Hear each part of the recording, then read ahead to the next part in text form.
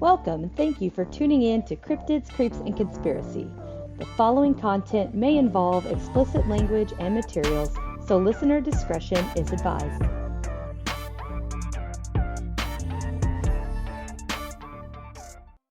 Welcome back, everyone.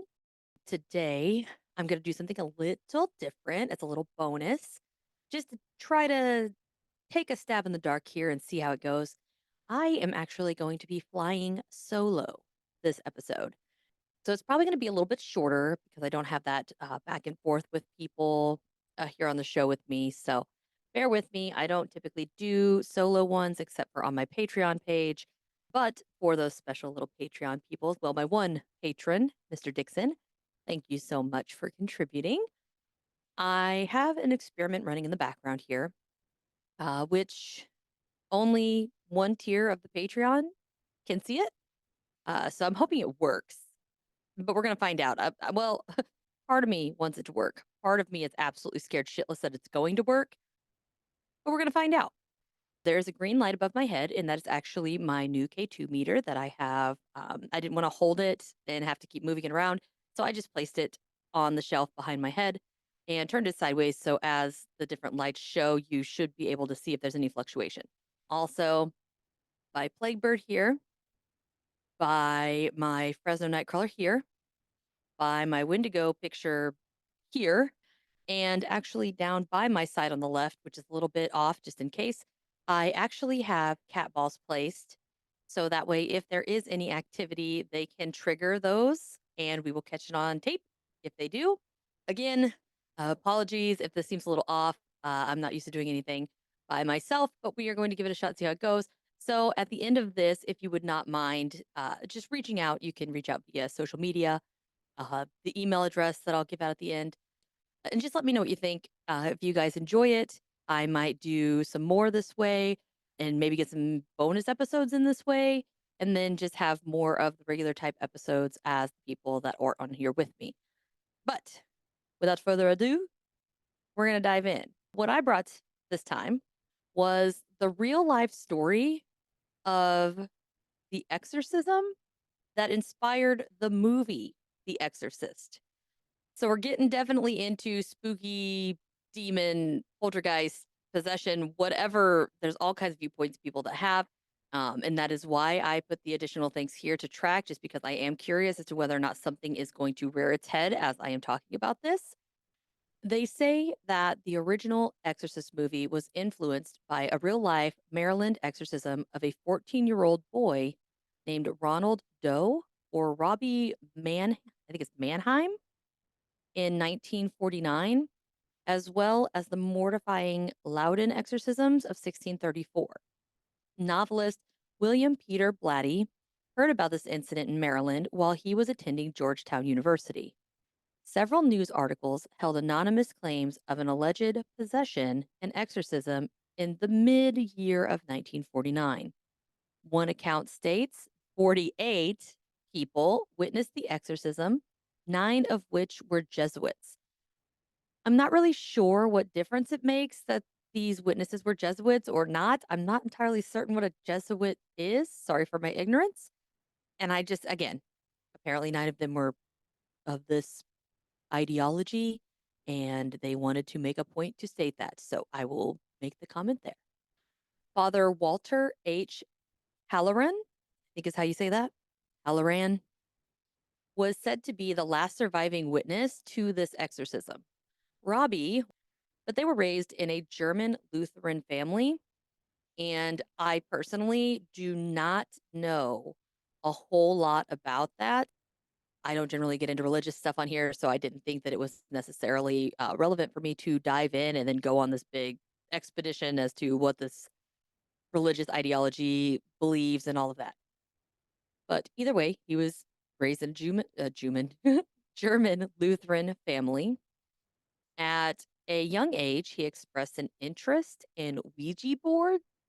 Now, I don't know much about the ideology that he was raised in. However, I don't know a lot of religious institutions that necessarily promote or are okay with the use of Ouija boards due to, I'm not really sure why that would be okay. Maybe he was doing it and his parents didn't know. I don't know.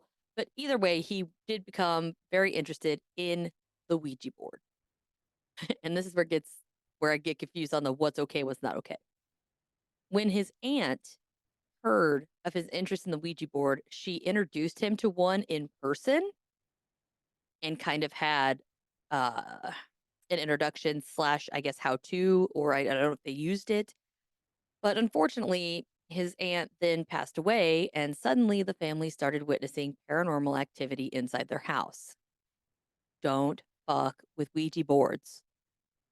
That's from my words. Do not fuck with Ouija boards because you do not know what you're getting into, what you're talking to, most of the time, how to get rid of it, or if you actually got rid of it, or if it's still hanging around and just playing possum. So just best to just avoid it altogether. As these different types of activity start portraying themselves in the house, it goes from everything from vibrations, strange noises, flying objects, and even levitation. Now, again, I'm not certain if that is the people were levitating or items in the house were levitating. It just says levitation, so we're just going to assume that it could be either or, I guess, and or. Once these events actually became too much for the family, and they called upon Lutheran pastor Luther Miles Schultz for assistance. And what are the odds that a Lutheran pastor is named Luther? I think that was a bit preordained, if I do say so myself. But anywho, he came to try to get some help. Schultz then arranged for young Robbie to have a sleepover at his house so he could observe him. Now, I'm not going to be getting too detailed, but I do find it interesting that this pastor got involved and immediately decided to have this young boy stay the night with him without his parents or anyone else, as far as I can tell. Seems exceptionally sus to me. I don't know. Rumors are rumors. Well, some of them are not rumors. Obviously, they've been proven true. Either way, I would never let my fucking young son stay with a pastor or priest because when I was younger, I was maybe somewhere between the age of 12 and 14. And I was very active, and I always went with a friend of mine to their church, and we always went to youth group and all of that stuff. And everybody just absolutely loved the youth pastor. Well, the youth pastor absolutely loved me, apparently. And we were playing a game one night at one of those, I guess they call it a lock in or whatever, where you just kind of all go and stay. And they just assumed that it was safe because it was a church and, what could go wrong? Until my like 20, 30 something year old pastor in the dark turned around and laid a big fat one on me. Yeah, I never went back and I never really trusted anybody at the church again or any church for that matter. So be aware. Just a disclaimer. I know there are people out there that are more on the religious side, and I'm not bashing anybody. I am just saying be aware, be cautious, regardless of the environment, and always make sure that your children know that they can talk to you about anything, regardless of who it is. And sometimes the people that may seem the safest are not always safe, and that it is okay to talk to you. So I will get off my bill pedestal now, but just wanted to get up there. That's my Tosh talk. Okay. All right. So he lets him sleep over at his house. During this time, he claimed to have seen furniture and household items moving by themselves and recommended that the family seek help with a Catholic priest. So Lutheran pastor is saying, I ain't got the gusto. Like, I can't fuck with this. Like, it's too much for me. He throws his hands up and he's like, y'all need to get yourself some Catholic priests because I'm outie. This is too much. I can't handle it. It's messed up. Something's happening. I will say that, but I can't help you. However, there were those who did not believe that the events were true, such as parapsychologist Joseph Banks Rhine. And they went on to try to, I guess, I don't want to say dissect, evaluate young Robbie, maybe try to run some experiments, see what could be causing this, check the house out, the typical skeptical. I didn't even do that. The most often they go in, they run tests, they run experiments, they want to see for themselves, they try to debunk it, all of that stuff. So he was very big into promoting the fact that this was not true. However, in the meantime, they reached out to Catholic priest Edward Hughes, and Robbie then had to undergo multiple exorcisms. Now, I don't know about then. Again, this is back in 1949.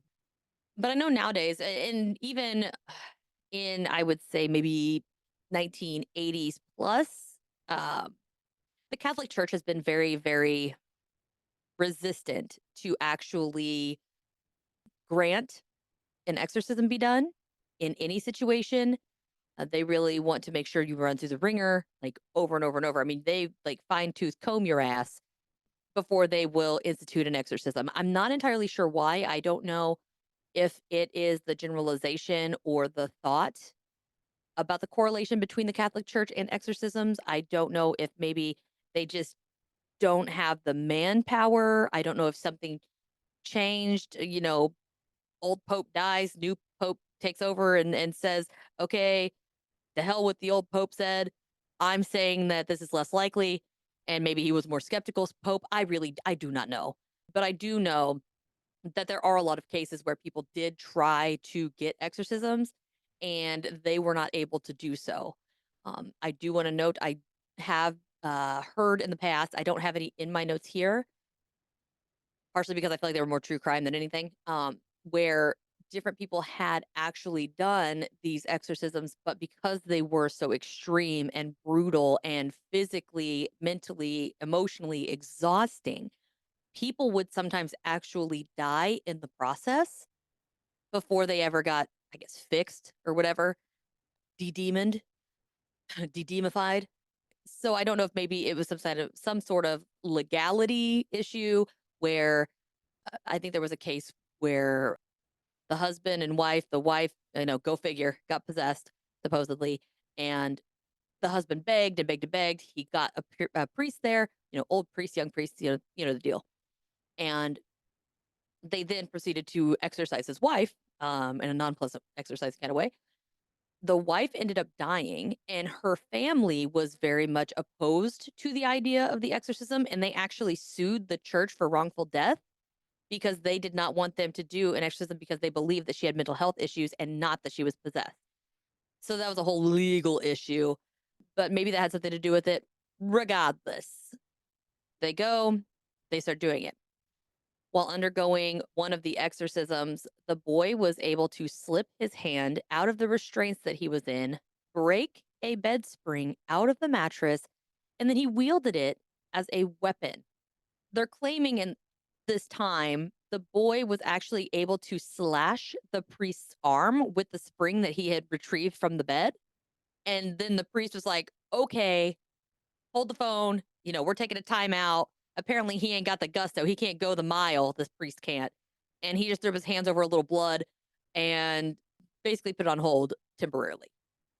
I'm not entirely sure what they did with the boy, considering he was restrained to a bed. I don't know if this was like a 5-minute timeout, a week, a month. I mean, I have no idea. But either way, they put it on hold. The family then regathered and got together, and they traveled to St. Louis, where two priests visited Robbie, where they supposedly witnessed the bed shaking, objects barring through the air, and the young boy talking in a guttural voice. Now, granted, ready? I could do that too.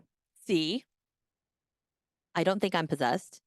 My husband would probably tell you otherwise, but I don't believe that I am possessed.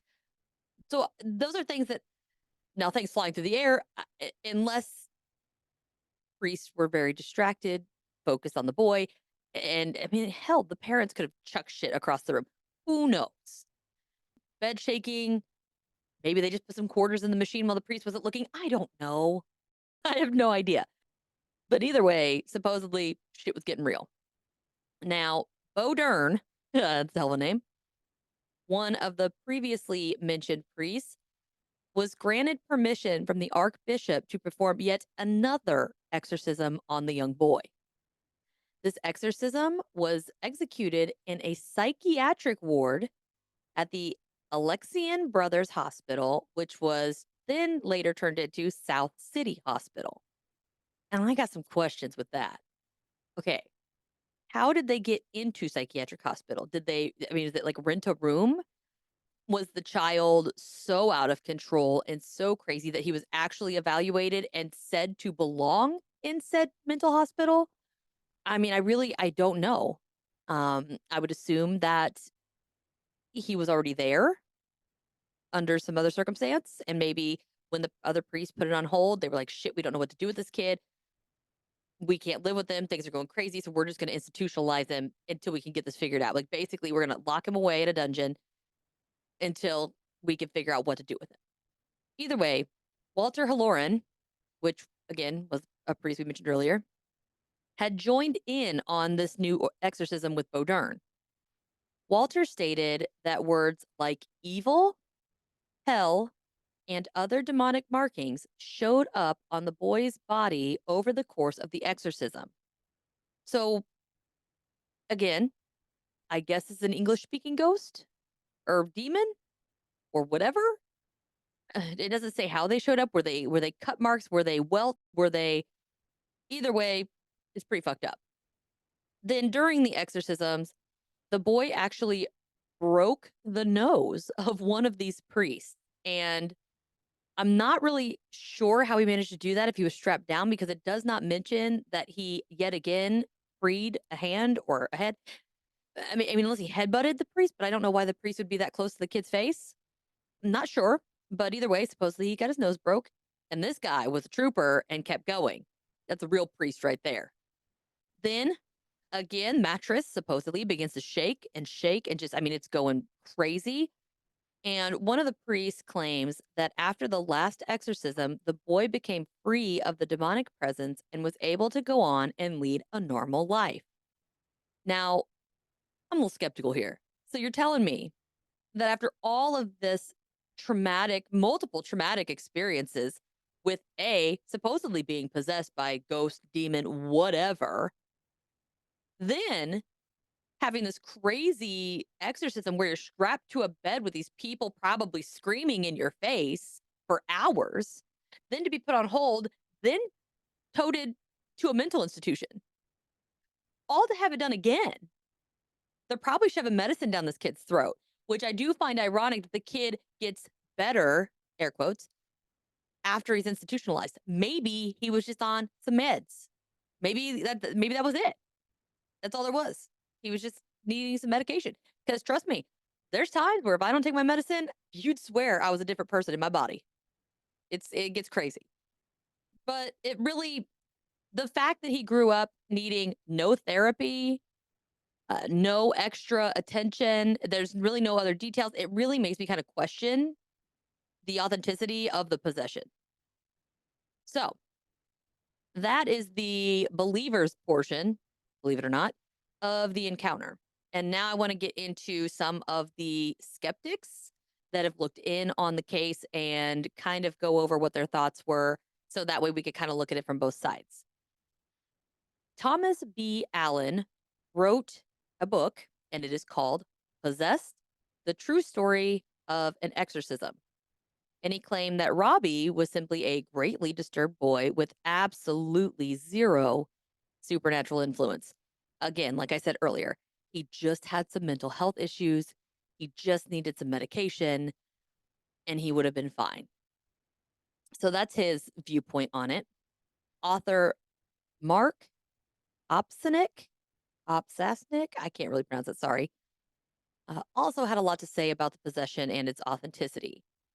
Mark believes the following is true about the whole thing: that the exorcism in Mount Rainier, Maryland never happened. The boy actually lived in a town called Cottage City. That most of the information about the exorcisms is just straight up hearsay and it was never fact checked anywhere by anyone.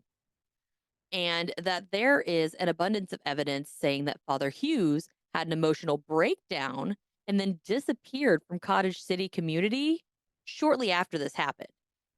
And although I did not see when that was supposed to have taken place, so either he had the breakdown and never took part in the exorcisms, or maybe it happened after the exorcisms to where he had a mental break as a result of like the horrors and everything that he experienced through the authentic process of exorcism. I mean, that's possible too. Maybe he just couldn't take it. It was his first actual exorcism and he was like, oh shit. And I mean, that'll mess you up. So maybe that's it.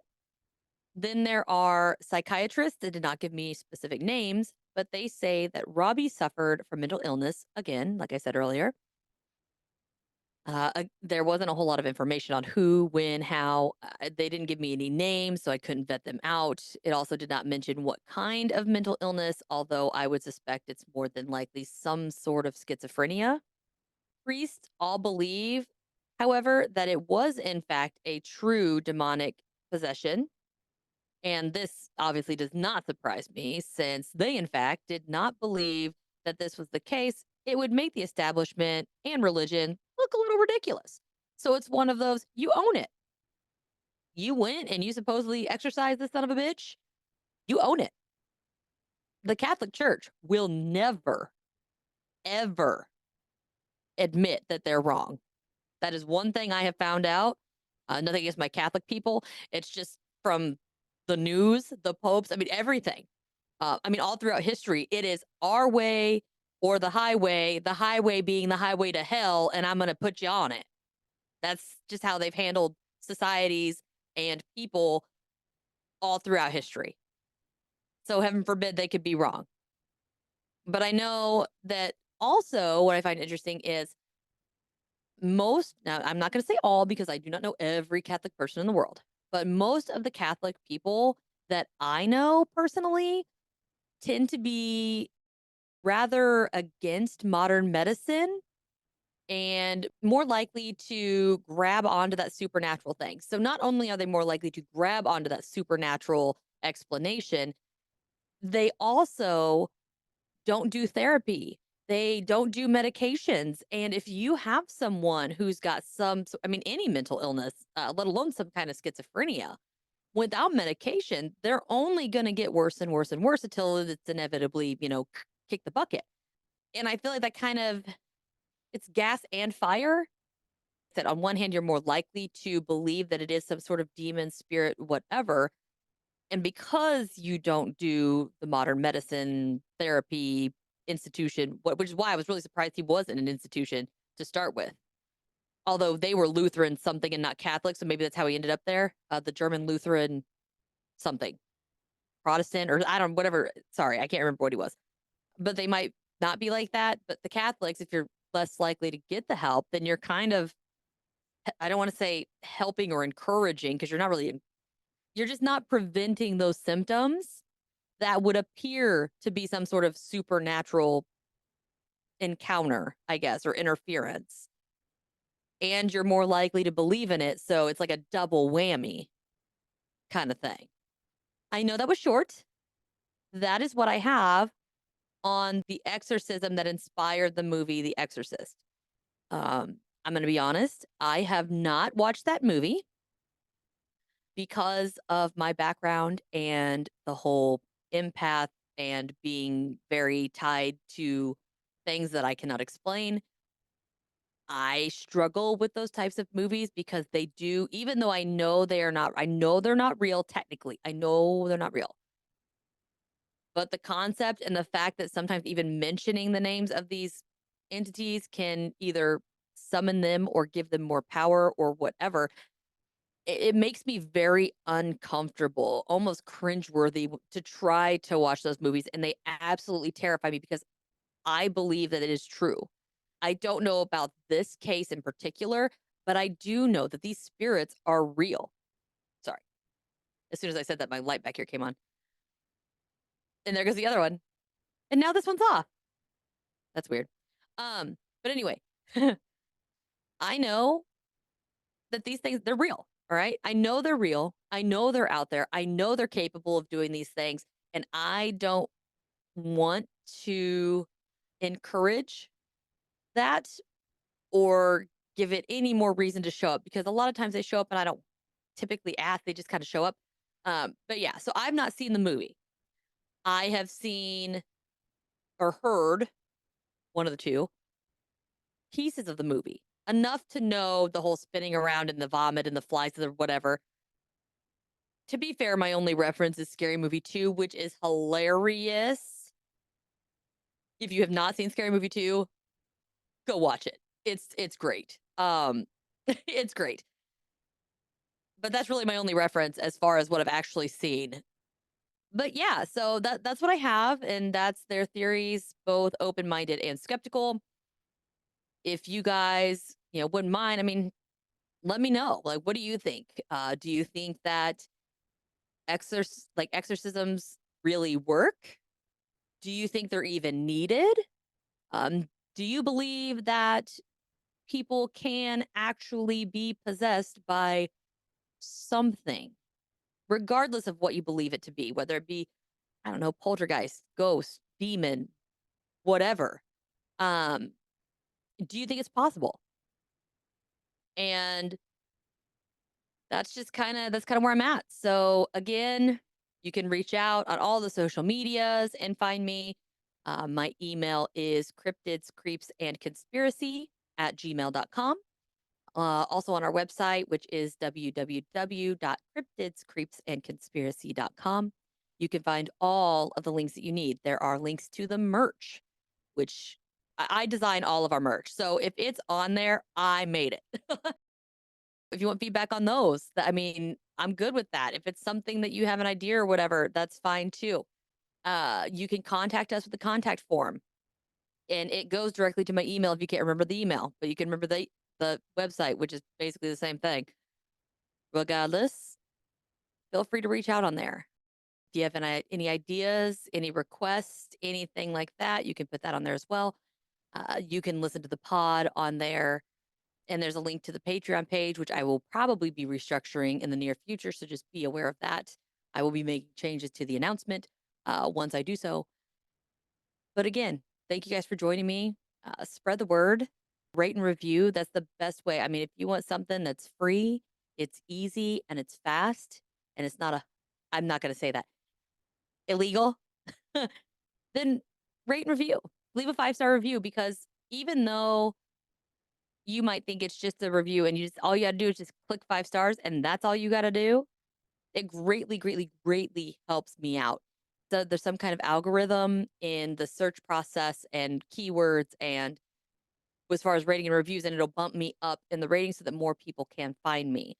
Not to mention, I love it when you guys leave me good reviews because I really appreciate it.